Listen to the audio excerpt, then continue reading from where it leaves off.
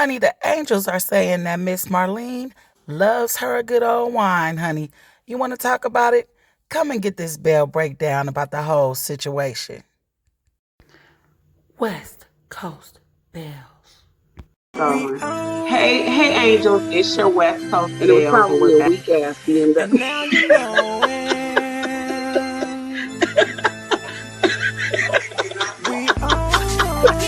We And she turned the front on.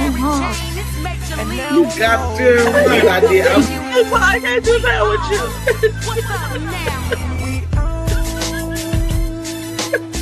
get your game up, nigga, get your game up. What's up, angels? It's Misha, your West Coast Belle, and I'm back with another review of Love and Marriage Huntsville, Season 4, Episode 3, Read It and Weep. But before we get into anything, please like, comment, subscribe, and hit the notification bell for your bells. And with that out the way, we can go ahead and get right into it because the show opens with Maurice and Marceau, the Scott brothers, meeting at Black. And I don't know why we were done with it, but the damn pic keeps coming up and it came up again. And now Maurice is asking Marceau for an apology. And this is an apology that Marceau is unwilling to give and doesn't think that Maurice is actually deserving of it. Here's the thing. Maurice answered the question the way he thought that he should because he has a little hush-hush secret of his own. Yes, he was there. No, he didn't see them interacting even though the mistress took their group picture. But here's what the little birdie said. The little birdie said that he wasn't seeing their interactions because he was having an interaction of his own. And that's why he's so quiet about it. That's why he said at dinner he knows so much that he's not saying that he does know about this whole situation. And I told y'all in another video, I just wanted Tisha or Kimmy to be like, what do you know? Spill the tea. But they didn't for whatever reason. I'm not going to keep going over it. Kimmy is too old. She's 53 years old, and she is not going for no anything that Maurice says, okay? She doesn't believe him, and she is smart enough to question it. Tisha doesn't believe Marceau, and she's smart enough to question it, but he's definitely not going to answer. But something's going on off camera. Anyways, Martell shows up, and the talk goes on about the damn pic. Honestly, if you were on Instagram and you saw what happened under the post, you know that Martell was just as wrong as Marceau because he brought Arian into it. And that's just really messy. And he let the cat out the bag that she took the picture. Even though she had already ran to social media and said that she took the picture, he definitely confirmed it. I guess Maurice just wanted the apology from Marceau for putting the picture out there in the first place because he said that it got him into a bunch of mess. And I understand that because I don't like mess either. But that was an apology he should have known that he was not going to get. So anyway, they move on to talk about Louis and Tiffany and how they were treated at the reunion. And, I really feel a firm way about marriage because I've been married for my full adult life. I'm on my second marriage, but I've been married for my full adult life. Something about 22 years. So maybe even 23. So I have a strong opinion about marriage, and that is that each marriage is individual and no one knows what goes on in someone else's marriage. Hear that from me because I'll say it over and over again. No one knows what's going on in someone else's marriage. So to speak on someone else's marriage like you know exactly what's going on in their household is absolutely asinine. I don't care what situation it is. And Louis and Tiffany should not have done it, especially if they were planning on building a relationship with these people and having a friendship. But Marceau agrees to have a conversation with Louis, and I agree that he should have a conversation because they shouldn't fall out over something so petty. And just like that scene was over, and it moved on to Louis and Tiffany. They were talking about the interaction between Louis and Marceau, and Tiffany ultimately wants to bring the two couples together to mend fences. But Louis is kind of passionate about Marceau acting like he doesn't know him, even though I think that they are just kind of misunderstanding what knowing someone is. Because just because you know of someone or you've seen them in passing and you're cordial when you see each other, you know each other's name, that does not mean that you know me well enough to speak about what's going on in my marriage when you have absolutely no idea. So Lewis talks a little bit of shit that he's probably not going to back up, and then ultimately agrees that he will meet up with Marcel, which, like I said, is a good idea. It's petty. They need to go ahead and squash that and move on. And that was the end of that. So the scene went over to Mel and her mini-me, Mariah. They were rehearsing lines, and it was a really cute moment. And Mel actually sat her daughter down to offer her some guidance and understanding, which we've seen a lot of from Mel. And I really love that from her. She says that her girls will always know that they can get out of any situation that they don't want to be in because they've seen their mother do it. And I agree with her. She's absolutely right. And I want to take a moment to compare her mothering to what I believe Tisha's mothering may be, because it comes from their mothers.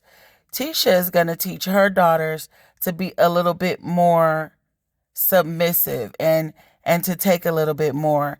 And Mel is going to teach her daughters to not take anything and roll out at the first sign of BS, because it's not going to stop, which is absolutely right. And I would lean more toward that way to keep them from going through constant heartbreak and having that to change their spirit, which is some old lady under the tree BS. If you actually listen to the old lady under the tree and what she said in that No Pain, No Gain song, you know that she was absolutely wrong, okay?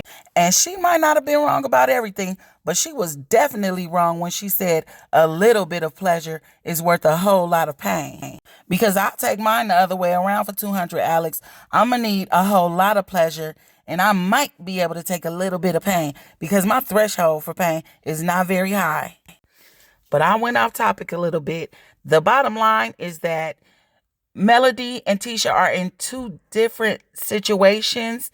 And while Martell is very present in his kid's life, Marceau is not.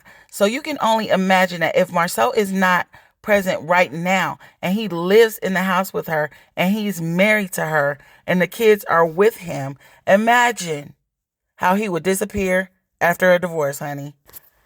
But I won't spend too much time on that. The next scene goes over to Martell and he meets with Miss Marlene. I have to say I really love their relationship, and I really love that she's always encouraging her son, because it's hard to try to sprinkle sugar on a piece of shit. And that's just what she's doing every time she meets with him and encourages him that, baby, you're not a bad person just because you did that, and just because you bash Mel every chance you get, and just because you accuse her of doing things that she didn't do just to make yourself feel better. You're not a piece of shit. So she is a really great mother for loving him, having his back no matter what, and sprinkling a bunch of sugar over that piece of dookie every chance she gets. So Martell comes in with his wine to have her taste, but it looked like she had threw back a couple vodkas before he got there. And if you've seen what I've seen, you know Miss Marlene love her a good old wine and a good old shot of something every now and then. And just a side note, I really believe that their relationship is so great because they kind of grew up together. Miss Marlene is only 17 years older than Martell, so she had him when she was 17, and they probably learned a lot on the way up and became really great friends, as well as having that mother-son relationship. But she tastes the wine, she loves them all. No, she loves them all, okay? But she ultimately gives him her opinion on which one is the best. And I would like to give my opinion that Martell needs to take that good old wine profit and give mama a nice wig or something that she ain't gonna sweat out in that Alabama humidity before you get there to film with her. That way she can get toe up off the wine and not look toe up before you bring her the wine, Martell. But anyway, the scene goes over to Tisha and Marceau having a family moment where they're making s'mores and talking to the kids about the family trip and where they're going to go. And why was I not surprised when a trip to Africa came up? Marceau just makes me shake my head so much. Especially when he said, don't think of Africa like huts and sand and stuff. And I'm just going to move on from that because you know what? They talk about Lewis and Tiffany and they ultimately agree, about Lewis and Tiffany, and that was that.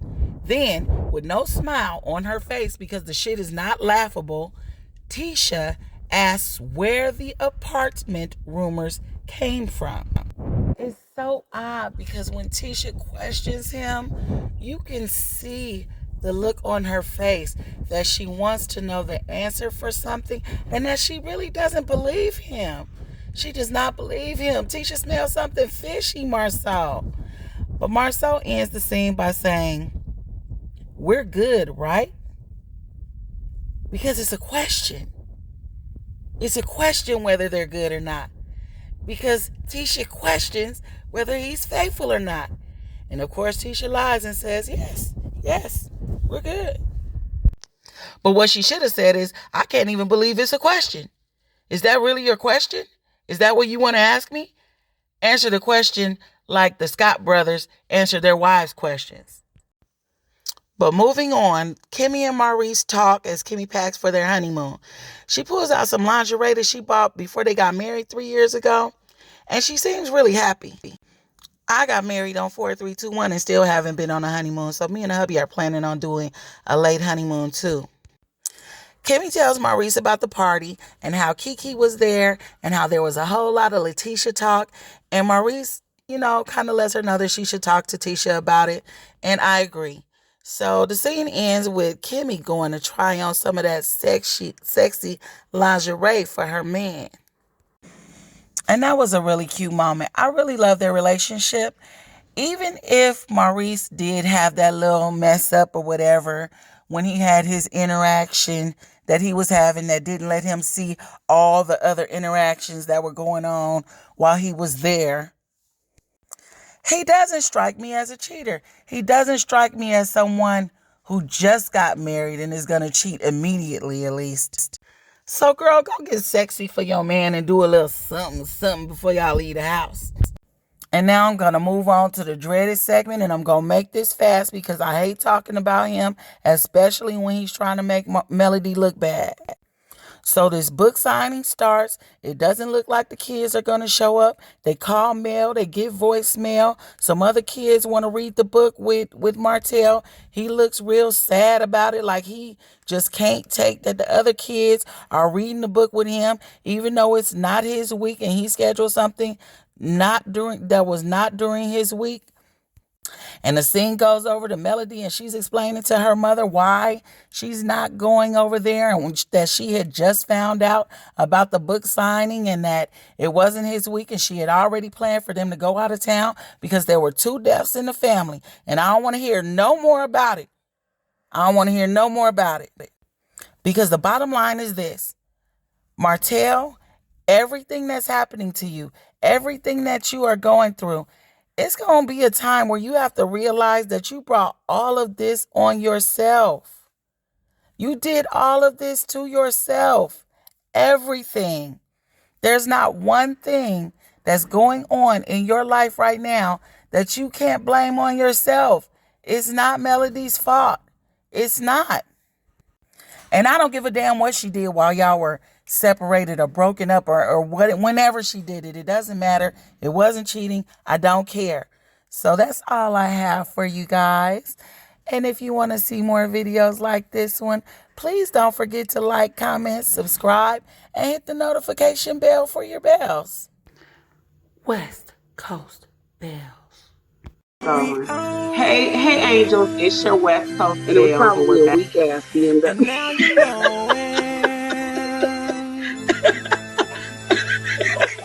We all did she smack the front on her? and now You got to right, I did. Well, I can't do that with you. What's up now?